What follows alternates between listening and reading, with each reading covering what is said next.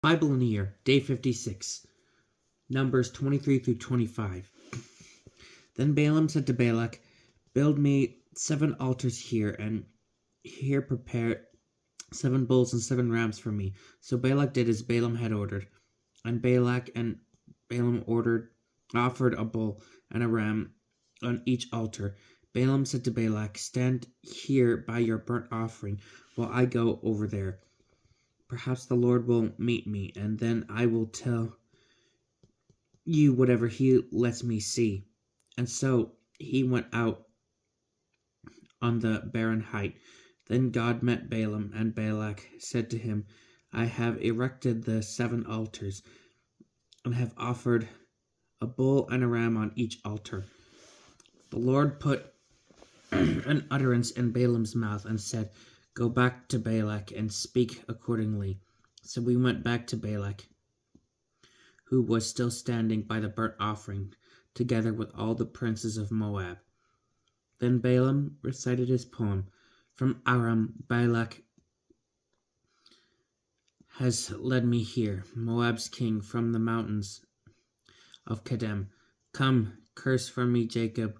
Come, denounce Israel. How can I lay a curse on one whom God has not cursed? How denounce the one whom the Lord has not denounced? From the top of the crags I see him, and from the heights I behold him. Here is a people that lives apart, and does not reckon itself among the nations. Who has ever counted the dust of Jacob? Who numbered Israel's dust clouds? May I die in the death of the just. May my end be like theirs." "What have you to do with me?" cried Balak to Balaam. "It was to lay a curse on my foes that I brought you here, but instead you have blessed them." Balaam replied, "Is it not what the Lord puts in my mouth that I take care to repeat?" Then Balak said to him, "Please come with me to another place from which you can see them, but you will see only some, not all of them, and from there lay a curse on them for me." So he brought him to a lookout post on top of Pisgah, where he built 7 altars and offered a bull and a ram on each of them. Then Balaam said to Balak, "Stand here, your burnt offering, while I seek a meeting over there." Then the Lord met Balaam, and having put an utterance in his mouth, said to him, "Return to Balak and speak accordingly." So he went to Balak, who was still standing by his burnt offering, together with the princes of Moab. When Balak asked him, "What did the Lord say?" Balaam said, "Recite this poem. Rise, Balak, and listen. Give ear to my testimony, son of Zippor. God is not a human being who speaks falsely, nor a mortal who feels regret. Is God one who speaks and not act, to decree and not bring to pass? I was summoned to bless. I will bless. I cannot revoke it. Misfortune I do not see in Jacob, nor do I see misery in Israel. The Lord their God is with them. Among them is the war cry of their king. They have the like of a wild ox's horns. God who brought them out of Egypt. No, there is no augury against Jacob, no divination against Israel. Now it is said of Jacob, of Israel, look what God has done. Here is a people that rises up like a lioness and gets up like a lion. It does not rest until it has devoured its prey and has drunk the blood of the slain. Neither lay a curse on them nor bless them, said Balak to Balaam. But Balaam answered Balak, "Did I not tell you everything the Lord tells me I must do?" Then Balak said to Balaam, "Come, let me bring you to another place. Perhaps God will approve of your laying a curse on them for me from there. So we took Balaam to the top of Peor that overlooks Jeshimon. Balaam then said to Balak, "Build me 7 altars, and here prepare me 7 bulls and 7 rams." And Balak did as Balaam had ordered, offered a bull and a ram on each altar. Balaam, however, perceiving that the Lord was pleased to bless Israel, did not go aside as before to seek omens, but turned his gaze toward the wilderness. When Balaam looked up and saw Israel encamped tribe by tribe, the Spirit of God came upon him, and he recited this poem: The oracle of Balaam, son of Beor, the oracle of the man whose eye is true, the oracle of one who hears what God says and knows what the Most High knows, of one who sees what the Almighty sees in rapture and with eyes unveiled. How pleasant are your tents, Jacob, your encampments, Israel, like palm trees spread out, like gardens beside a river, like aloes the Lord planted, like cedars beside water. Water will drip from their buckets, their seed will have plentiful water, their kings will rise higher than Agag, and their dominion will be exalted. They have the like of a wild ox's horns, God who brought them out of Egypt. They will devour hostile nations, break their bones and crush their loins.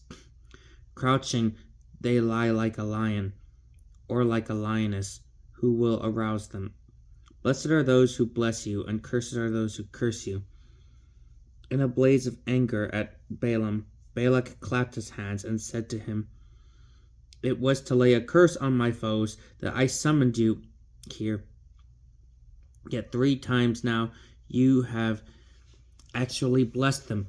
Now flee to your home. I promised to reward you richly, but the Lord has withheld the reward from you." Balaam said to Balak, "I did not even tell the messengers whom you sent to me. Even if Balak gave me his house full of silver and gold, I could not on my own accord do anything, good or evil, contrary to the command of the Lord. Whatever the Lord says, I must say. But now I am about to go to my own people. Let me warn you what this people will do to your people in the days to come." Then he recited his poem, the oracle of Balaam, son of Beor, the oracle of the man whose eye is true, the oracle of one who hears what God says and knows what the Most High knows, one who sees what the Almighty sees in rapture and with eyes unveiled. I see him, though not now. I observe him, though not near. A star shall advance from Jacob, and a scepter shall rise from Israel, that will crush the brows of Moab and the skull of the Sethites. Edom will be disposed, and no survivor is left in Seir. Israel will act boldly, and Jacob will rule his foes. Upon seeing Amalek, Balaam recited his poem. First of the nations is Amalek, but their end is to perish. Upon seeing the Kenites, he recited his poem. Though your dwelling is safe and your nest is set on a cliff, yet Cain will be destroyed when Asher takes you captive. Upon seeing the Ishmaelites, he recited his poem. Alas, who shall survive of Ishmael to deliver them from the hands of the Kittim? When they have conquered Asher and conquered Eber, they too shall perish forever. Then Balaam set out on his journey home, and Balak also went his way. While Israel was living at Shittim, the people profaned themselves by prostituting themselves with the Moabite women. These then invited the people to the sacrifices of their God, and the people ate of the sacrifices and bowed down to their God. Israel thereby attached itself to Baal of Peor, and the Lord's anger flared up against Israel. The Lord said to Moses, "Gather all the leaders of the people and publicly execute them before the Lord, that the blazing wrath of the Lord may turn away from Israel." So Moses told the Israelite judges, "Each of you kill those of his men who have attached themselves to Baal of Peor." At this, a certain Israelite came and brought in a Midianite woman to his kindred in the view of Moses and of the whole Israelite community. While they were weeping at the entrance of the tent of meeting, when Phinehas, son of Eleazar, son of Aaron the priest, saw this, he rose up from the assembly and, taking a spear in his hand, followed the Israelite into the tent, where he pierced the two of them, the Israelite and the woman. Thus the plague upon the Israelites was checked, but the dead from the plague were 24,000. Then the Lord said to Moses, "Phinehas, son of Eleazar, son of Aaron the priest, has turned my anger from the Israelites by his being as jealous among them as I am. This is why I did not put an end to the Israelites in my jealousy. Announce therefore that I hereby give him my covenant of peace, which shall be for him and for his descendants after him, the covenant of an everlasting priesthood, because he was jealous on behalf of his God, and thus made expiation for the Israelites.